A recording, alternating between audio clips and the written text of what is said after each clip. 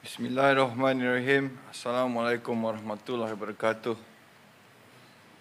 Alhamdulillah Rabbil wassalatu wassalamu ala asyrafil anbiya'i wal mursalin wa ala alihi wa sahbihi ajma'in. Rabbi shrah li sadri wa yassir li amri wahlul 'uqdatam min lisani yafqahu qawli. Alhamdulillah, marilah kita menzahirkan rasa syukur kehadrat Allah Subhanahu wa taala atas limpah kurnia dan rahmatnya. Kita semua masih diberikan kesempatan untuk bernafas di dunia yang sementara ini. Selawat dan salam ke atas junjungan besar Nabi Muhammad sallallahu alaihi wasallam serta para keluarga dan sahabat baginda. Saya ingin menzahirkan ucapan penghargaan dan terima kasih kepada semua yang berhormat ahli Dewan kerana menunjukkan komitmen tinggi menghadiri sidang Dewan Negeri ini walaupun kita semua masih berada dalam penularan wabak pandemik COVID-19. Saya menyuruh agar semua yang berhormat ahli Dewan berbahaslah secara rasional dan berpeganglah kepada prinsip mendahulukan kepentingan rakyat serta kemakmuran negeri dalam setiap hujah yang disampaikan. Hadirin sekalian, mengambil kesempatan ini, saya menzahirkan ucapan tahniah kepada Yang Berhormat Datuk Seri Ismail Sabri bin Yaakob atas pelantikan sebagai Perdana Menteri Malaysia ke-9. Saya berharap Yang Amat Berhormat Perdana Menteri akan dapat menjalankan tugas dan tanggungjawab besar yang telah diamanahkan oleh Allah Subhanahu Wa Taala dengan sebaik-baiknya. Saya menasihatkan kepada semua wakil rakyat agar berubah kepada politik yang lebih matang, jujur dan ikhlas untuk membantu rakyat dan memajukan negara. Rakyat dan negara tidak wajar dibebani dengan kemelut politik dan perebutan kuasa yang tidak berkesudahan. Suka saya ingatkan sekali lagi kepada semua wakil rakyat saya, ini bukanlah masa untuk kita berebut kuasa. Ini bukanlah masanya untuk kita semua bersengketa. Ini bukanlah masanya untuk kita banyak bicara tanpa berbuat apa-apa. Sebaliknya, inilah masanya untuk kita semua bersama demi negara, negeri dan rakyat jelata. Dalam keadaan wabak pandemik ini, rakyat menaruh harapan yang sangat tinggi kepada kita semua. Hadirin sekalian, seperti yang kita semua sedia maklum, kes COVID-19 di negeri Pahang masih tinggi. Oleh itu, saya menyuruh kepada seluruh rakyat saya supaya mengamalkan langkah-langkah keselamatan dan kebersihan diri seperti yang dianjurkan oleh pihak kerajaan. Mengambil kesempatan ini, saya ingin menzahirkan setinggi-tinggi penghargaan dan ucapan terima kasih kepada seluruh petugas barisan hadapan dalam memerangi wabak pandemik COVID-19 ini. Menyentuh soal kebajikan rakyat dalam tempoh pandemik ini, saya harus memberikan kredit kepada usaha kerajaan saya di bawah pimpinan Yang Amat Berhormat Menteri Besar Pahang yang telah merangka dan melaksanakan pelbagai inisiatif untuk membantu rakyat yang terkesan dengan penularan wabak pandemik COVID-19. Saya kira bantuan kepada rakyat yang terkesan ini bukan sahaja datang daripada kerajaan saya semata-mata, malah turut tidak terkecuali badan korporat, persatuan dan NGO serta individu yang berkemampuan turut menghulurkan sumbangan. Seperti yang saya titahkan semasa sambutan awal Muharram baru-baru ini, kita semua harus cakna kepada persekitaran dan kejiranan kita. Mungkin ada antara mereka yang baru diberhentikan kerja, kehabisan bekalan makanan serta keperluan asas ataupun tidak mampu membayar sewa rumah. Maka sebagai jiran tetangga, bantulah sebaik dan seboleh yang kita mampu. Wabak pandemik ini seharusnya menjadikan kita insan yang banyak bersyukur dan membantu mereka yang memerlukan. Hadirin sekalian, baru-baru ini saya ada bertitah agar semua pihak untuk mengamalkan prinsip alam sekitar, sosial dan tadbir urus atau Environmental Social Governance ESG di negeri Pahang. Saya menyuruh sekali lagi kepada semua pihak termasuk kerajaan saya syarikat korporat dan swasta dan juga orang perseorangan untuk mengambil serius tentang pelaksanaan ESG. Janganlah ianya menjadi retorik semata-mata, sebaliknya prinsip ESG ini perlu menjadi amalan dan panduan kita dalam menjadi khalifah di bumi ini. Firman Allah Subhanahu wa taala dalam surah Al-Baqarah ayat 60, dan janganlah kamu melakukan kejahatan di bumi dengan membuat kerosakan. Sesungguhnya apa jua peranan dan pekerjaan kita dalam segala lapis masyarakat, kita haruslah memimpin menguruskan segala nikmat alam yang dipinjamkan oleh Allah Subhanahu wa taala. Kepada kerajaan saya, semak dan teliti semula peraturan serta SOP yang sedia ada. Apa yang kurang baik maka perbaikilah ianya agar selari dengan prinsip ESG. Saya mengalu-alukan pembangunan yang maju dan serba moden. Walau bagaimanapun ianya bukanlah alasan untuk kita mengabaikan alam sekitar dan melakukan kemusnahan sesuka hati. Maklumat tidak sesekali menghalalkan cara. Pembangunan dan kemajuan yang kita harapkan mestilah mengekalkan kelestarian alam sekitar, flora dan fauna. Kerajaan saya sendiri mestilah ditadbir dan menjadi contoh dalam mengamalkan prinsip ESG. Hadirin sekalian, negeri Pahang dengan keluasan hampir 3.6 juta hektar mempunyai peratusan kawasan hutan yang masih tinggi, iaitu kira-kira 57% dari kawasan negeri. Mengambil kira peratusan ini, Pahang merupakan penyumbang oksigen utama dan habitat bagi hidupan liar, flora dan fauna di semenanjung Malaysia. Saya menyuruh kepada kerajaan saya agar keluasan kawasan hutan simpanan kekal kini yang berjumlah 1.59 juta hektar dapat ditambah dari semasa ke semasa agar Pahang kekal signifikan sebagai green lung untuk semenanjung Malaysia. Yang berhormat ahli-ahli Dewan, dalam hal ini saya menyokong usaha kerajaan saya bertindak tegas dalam aktiviti penguatkuasaan. Sebagai contoh, operasi lestari yang dilaksanakan di Cameron Highland membuahkan hasil yang membanggakan.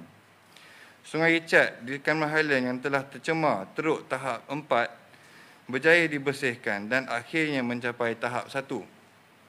Begitu juga dengan beberapa operasi penguatkuasaan untuk membantiras gejala penolakan tanah secara haram di negeri ini. Tahniah saya ucapkan terutamanya atas ketegasan secara konsisten yang ditunjuk dan dibuktikan oleh orang tua saya, Menteri Besar Pahang, Datuk Seri Wan Rosdi bin Wan Ismail. Saya berharap ini diteruskan without fear or favour demi memastikan usaha pemelihara dan pemeliharaan kawasan hutan dan alam sekitar di negeri ini berkekalan. Saya yakin dalam melulus apa jua pembangunan, kita mempunyai pelbagai SOP yang telah digariskan. Walau bagaimanapun, saya melihat aspek pemantauan dan penguatkuasaan kepada pelaksanaan SOP tersebut masih boleh ditambah baik. Kepada jabatan dan agensi yang terlibat dengan penguatkuasaan, jalankanlah amanah tersebut dengan sebaik mungkin. Usahlah takut dan gentar dengan cabaran dan dugaan yang mendatang. Saya menyuruh kerajaan saya untuk memberikan lebih penekanan kepada pembangunan dan keperluan agensi dan jabatan yang berkaitan penguatkuasaan supaya mereka dapat menjalankan tugas dengan lebih cekap dan efisien. Yang berhormat ahli-ahli Dewan, pandemik COVID-19 ternyata telah memberi impak kepada ekonomi negara dan Pahang tidak terkecuali. Pahang merekodkan sedikit penyusutan pada tahun 2020 dengan pencapaian nilai KDNK sebanyak RM54.9 bilion berbanding RM58.4 bilion pada tahun 2019. Saya dimaklumkan sektor pertanian masih mengekalkan sumbangan yang besar kepada pembangunan negeri. Pengeluaran produk makanan untuk rakyat diteruskan oleh kerajaan saya melalui penyaluran peruntukan kepada para petani dan pengusaha meliputi pelbagai program pembangunan seperti buah-buahan, sayur-sayuran, tanaman, kontan, kelapa, tanaman herba serta produk industri asas tani. Saya dikabarkan negeri saya telah mengeluarkan 624,000 tan produk makanan yang terdiri daripada buah-buahan, sayur-sayuran, tanaman kontan, padi dan lain-lain dengan nilai RM2.9 bilion pada tahun 2020. Saya berharap kajian saya akan terus memberikan lebih penekanan kepada sektor pertanian di samping sektor-sektor lain sedia ada. Konsep pertanian konvensional perlulah diubah kepada pertanian moden dan berteknologi tinggi. Penggunaan IoT atau Internet of Things dalam sektor pertanian perlu diperhebatkan. Dengan adanya teknologi, kita tidak memerlukan tanah yang luas dan besar untuk menggandakan hasil dan keuntungan. Justru saya menyuruh kajian saya untuk menarik lebih ramai usahawan tani, terutama golongan orang muda untuk menceburkan diri dalam sektor ini. Sokongan kerajaan negeri dan kerajaan persekutuan dalam menyediakan pelbagai untuk kemudahan seperti geran, dana pinjaman, tanah, khidmat nasihat serta pemasaran amat diperlukan untuk mereka yang mungkin mempunyai minat tetapi tidak tahu bagaimana untuk mendalami bidang ini. Kepada golongan muda dan belia, pemikiran skeptikal terhadap bidang pertanian yang tidak menjamin masa depan atau berpendapatan rendah perlu dibuang jauh. Sekiranya dibuat dengan betul, sektor ini mampu menjana pendapatan puluhan ribu ringgit setiap bulan, insya-Allah. Hadirin sekalian, saya sangat mengalu-alukan pelabur luar dan tempatan untuk datang melabur ke negeri Pahang. Saya berasa sukacita dengan usaha yang telah dan sedang dijalankan oleh Menteri Besar dan seluruh jentera kerajaan dalam mempromosi dan menarik pelaburan asing dan tempatan ke negeri saya. Saya difahamkan pada tahun 2020 sahaja, pelaburan yang berjaya ditarik ke negeri Pahang berjumlah RM6.8 bilion. Begitu juga dengan misi-misi pelaburan yang telah berjaya dilaksanakan melibatkan negara-negara seperti Belgium, Belanda, Singapura, China serta yang terbaru Thailand. Ia sudah pasti berjaya memberi impak positif kepada perkembangan ekonomi negeri dan bakal mewujudkan banyak peluang pekerjaan kepada rakyat saya. Saya menyuruh kepada kerajaan saya, lihatlah potensi pelaburan yang bersesuaian dan yang paling penting ianya mestilah selari dengan konsep ESG yang saya tekankan. Segala pelaburan tersebut haruslah dilaksanakan dengan penuh berintegriti dan tidak mengabaikan kelestarian alam sekitar, flora dan fauna. Kemungkinan keperluan projek pembangunan tersebut menyebabkan untuk suatu kawasan baru dibuka, maka ianya mestilah dilaksanakan dengan impak yang paling minima kepada alam sekitar. Kawasan-kawasan perlindungan flora dan fauna serta hutan simpan kekal, taman negara, taman negeri Endar Rompin, hutan Lipo dan hutan rimba, Tasik Chini, Tasik Bera, Bukit Fraser, Gunung Ganang, kawasan gua, kawasan tadahan air dan sungai, kawasan pantai dan pulau-pulau serta kawasan penempatan orang asli hendaklah terus kekal dipelihara. Yang berhormat ahli-ahli Dewan, saya menyokong segala usaha kajian saya untuk mengekang ketirisan hasil demi memastikan penjanaan hasil yang optimum. Saya amat berpuas hati dengan kutipan hasil negeri pada tahun lepas yang telah berjaya mengutip sebanyak RM850 juta berbanding sasaran asal RM744 juta iaitu pencapaian sebanyak 115%.